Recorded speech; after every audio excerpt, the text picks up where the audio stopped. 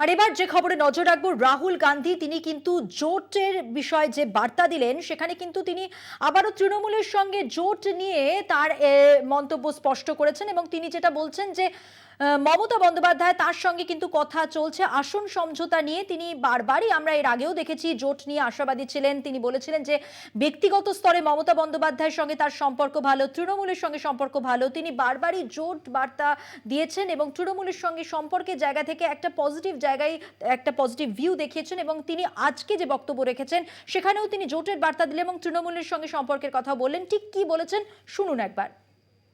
Especially from the recent stance, if I specify Mamta Banerjee, what is your take on this? No, that's actually not true. If you look at Mamtaji's statements, Mamtaji is very much part of the India Alliance, and most of the other members who are part of the India Alliance are still members of the India Alliance. Of course, Mr. Nitish Kumar has left the India Alliance, and he's gone to the BJP. You can guess as to what the reasons are for him leaving. That's fine. We'll fight in Bihar as the India Alliance. So I don't agree that lots of our partners are not part of the alliance. Haji, sir.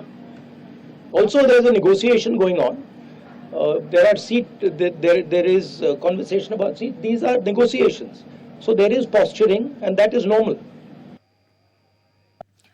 আসন সমঝোতা নিয়ে কথা চলছে মন্তব্য করেছেন কংগ্রেস সাংসদ রাহুল গান্ধী এবং তিনি যা বললেন আপনাদের সামনে তুলে ধরলাম, যেখানে তিনি আবারও কিন্তু জোটের বার্তা নিয়ে ইতিবাচক মন্তব্য করেছেন এবং তিনি বলেছেন যে মমতা বন্দ্যোপাধ্যায় তিনি ইন্ডিয়া জোটে রয়েছেন।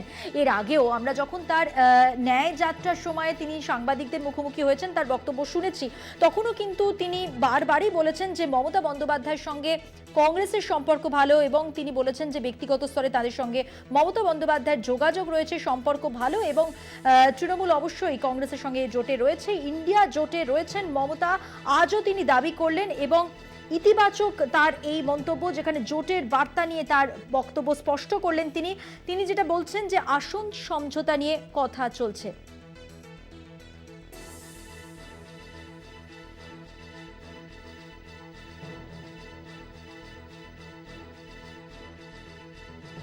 এই মুহূর্তে টেলিফোনে আমরা পেয়ে গেছি আমাদের বিশেষ প্রতিনিধি সুচন্দ্রিমাকে। সুচন্দ্রিমা, জোটের বার্তা যতবারই রাহুল গান্ধী দিয়েছেন তিনি কিন্তু বারবারই তাকে খুব ইতিবাচক শুনিয়েছে। মমতা বন্দ্যোপাধ্যায় ইন্ডিয়া জোটে রয়েছেন এমনটাই তিনি দাবি করলেন। আসন সমঝোতা নিয়ে নাকি কথা চলছে তাদের মধ্যে, এই কথাও তিনি বললেন আজকে সাংবাদিকদের মুখোমুখি হয়ে। একদমই দেখো মধুবন্তী, ভারত জোড়ো ন্যায় যাত্রায় যখন থেকেই এই যে তৃণমূল কংগ্রেস একলা চলো নীতির কথা মমতা বন্দ্যোপাধ্যায় বলেছেন, প্রত্যেকবারই কিন্তু কংগ্রেস নেতৃত্ব বলেছে যে না জোট কিন্তু ভাঙেনি এবং কংগ্রেসের তরফ থেকে আলোচনা চলছে। কংগ্রেস এ বিষয়ে ইতিবাচক, বারংবার তারা এটা স্পষ্ট করেছে যে তৃণমূল কংগ্রেসের সঙ্গে মল্লিকার্জুন খার্গে, সোনিয়া গান্ধী তারা কথা বলার চেষ্টা করছে এবং মমতা বন্দ্যোপাধ্যায় নিজে একলা চলার কথা লোকসভা নির্বাচনে এ রাজ্য থেকে বলেছেন, কিন্তু জোট নিয়ে যে তিনি বেরিয়ে আসছেন নীতিশ কুমারের মতো এই কথা কিন্তু একবারও বলেনি। আজকে রাহুল গান্ধী সাংবাদিক বৈঠক করলেন ঝাড়খণ্ডে এবং সেখানে আরো একবার এই প্রসঙ্গ উঠে আসা যথেষ্ট তাৎপর্যপূর্ণ যে এই বিষয়টাকে এখন দিয়ে রাখতে চাইছে কংগ্রেস।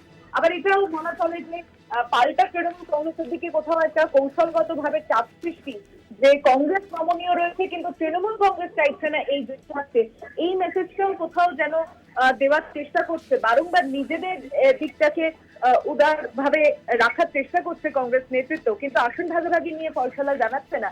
তো সুতরাং কংগ্রেস বলটা ঠেলে দিতে চাইছে তৃণমূল কংগ্রেসের দিকে, কিন্তু তৃণমূল কংগ্রেস স্পষ্ট যেটা যে আসন ভাগাভাগি নিয়ে কোনো এখনো ফয়সলা না হওয়াতে এ রাজ্যে বিজেপিকে হারাতে তৃণমূল কংগ্রেস যে একাই 100 সে বিষয়ে কোনো দ্বিমত নেই এবং সেটা কংগ্রেস নেতৃত্ব ভালো করে তারা উপলব্ধি করেছেন।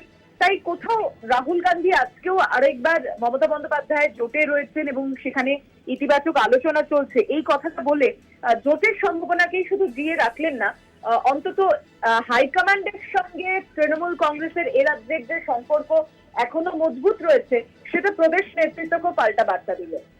একদমই, অনেক ধন্যবাদ কথা বলার জন্য। কথা বললাম আমাদের বিশেষ প্রতিনিধি সুচন্দ্রিমার সঙ্গে।